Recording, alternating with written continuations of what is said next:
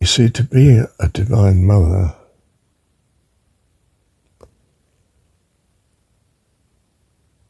well, you haven't given birth to every person, every being, every life form.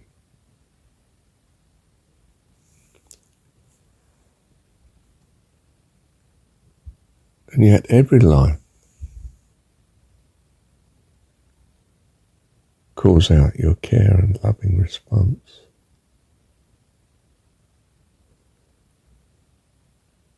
It's just who you are.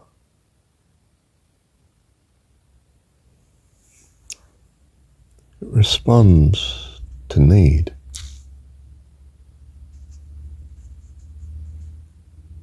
In a maternal way.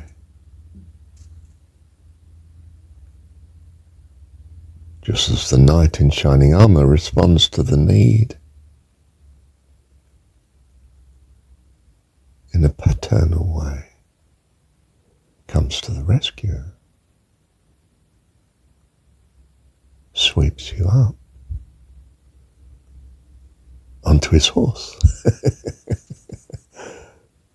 and rides off into life eternal.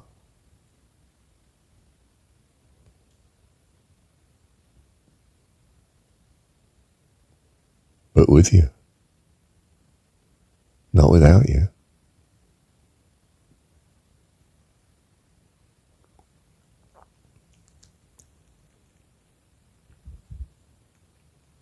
You see, it's who you are. In that sense, I am what I am. I find it to be so by the grace of God, as far as I know. I'm in a world of uncertainty. I don't seem to know very much. Well, not for sure.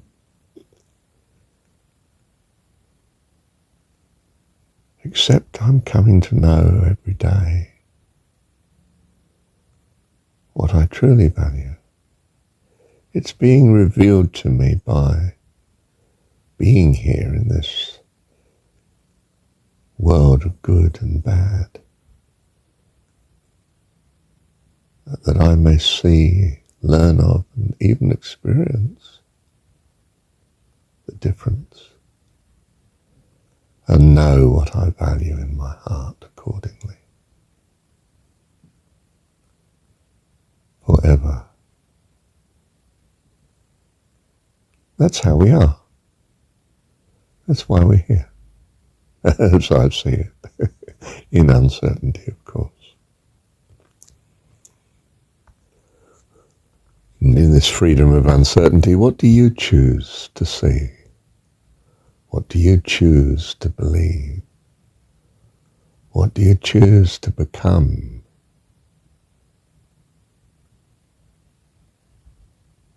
It's awesomely in your freedom, in your hands. You say, but I didn't ask for this, I can't handle it. Ah, well, in that case, you're free to put it into God's hands. Why? Because he loves you. And that's what he hoped you would do. Put your life into his hands, not your decision making at all, but his. Because you want in your heart to trust him with all your heart. For I know whom I have believed, and am persuaded that he is able to keep that which I have delivered. Me. All that I am, and all life that is. For I can't leave anyone behind. How can I rejoice and be fully happy in heaven.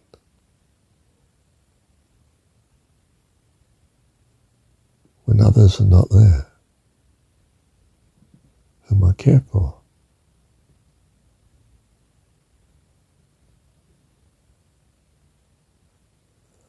It's the Bodhisattva vow, isn't it? Even though he doesn't know God, still it's his vow. Because of who he is. Whether he knows it or not. A child of God. His dad. Wow.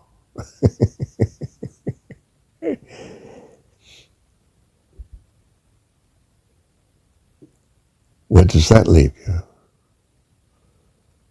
An all-powerful God, perhaps. An all-loving God, perhaps. Perhaps I choose such. It's my call. By the grace of God in me.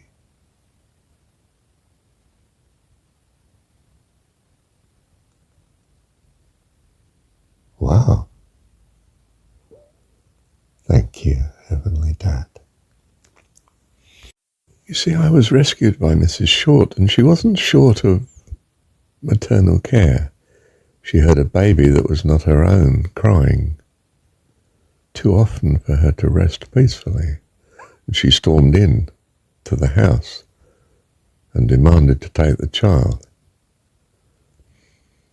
And the foster mother was, well, this is a surprise blessing. Yeah, take her. Take him. Do you see? So Marsha was rescued from neglect. By his real mum? Yes, in a way. God in the form of Mrs. Short.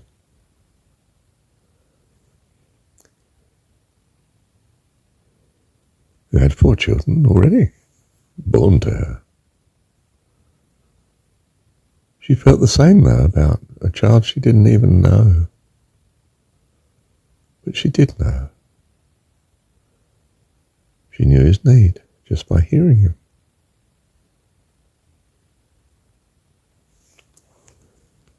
So she rescued. Was she Mrs. Short, or was she the knight in shining armour? Spiritually, that's who she was.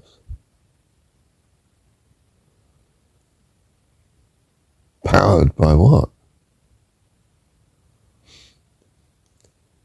Divine Mother. Divine Mother's love. You see, a God without this is an Old Testament God, terrifying, frightening. You go up, Moses, we're not going up. Your funeral, not ours, mate. We're not going anywhere near him, he's far too dangerous.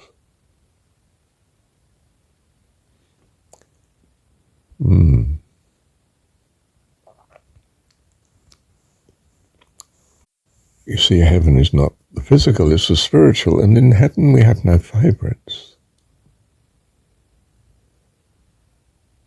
Not even God.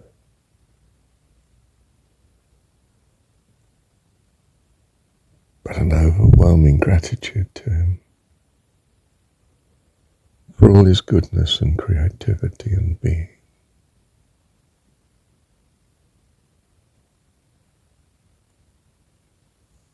We all have this.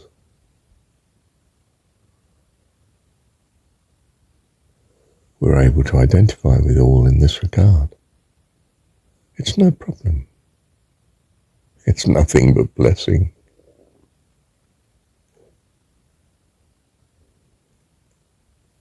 Because of this gratitude, this awareness of his goodness, for us, we live in eternal harmony. This is his gift to us.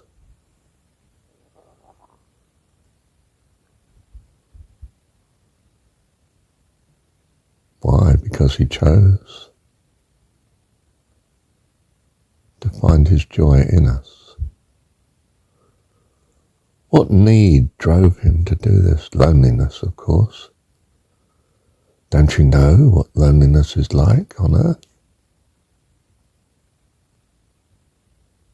How much more when you're sovereign soul person of all that is, all that could be, and all that ever was. Have you any idea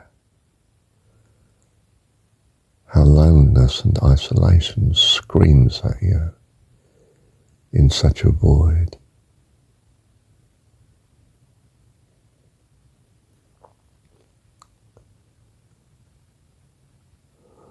We come to his rescue.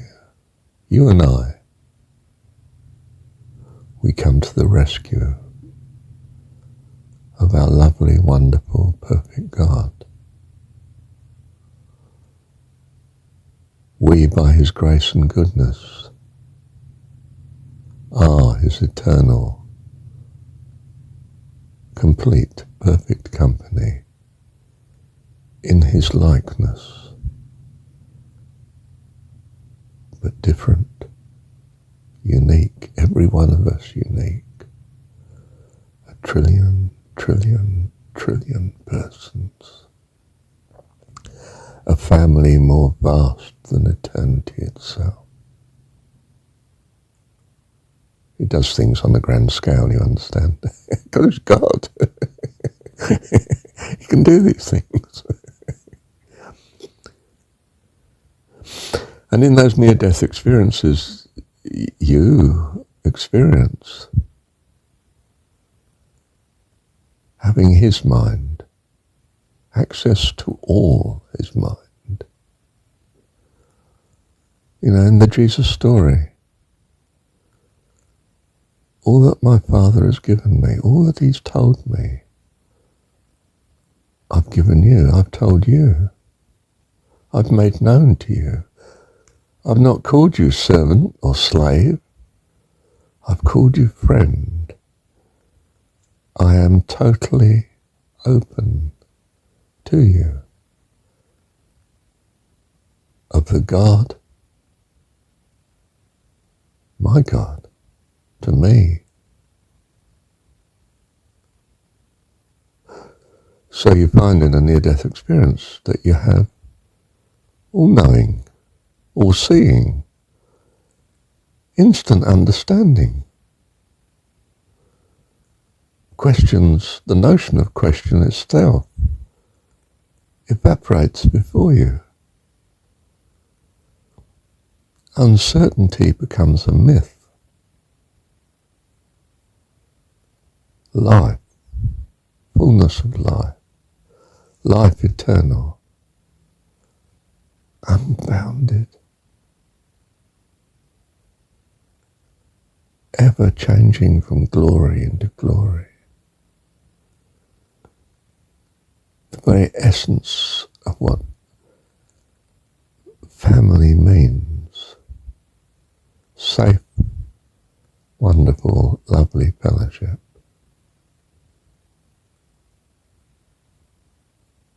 The love of God. The all-knowing of God. The unending creativity of God. Life. He's the Lord, the giver of life. God of the living God. Our Dad. Or our Mum. Or both.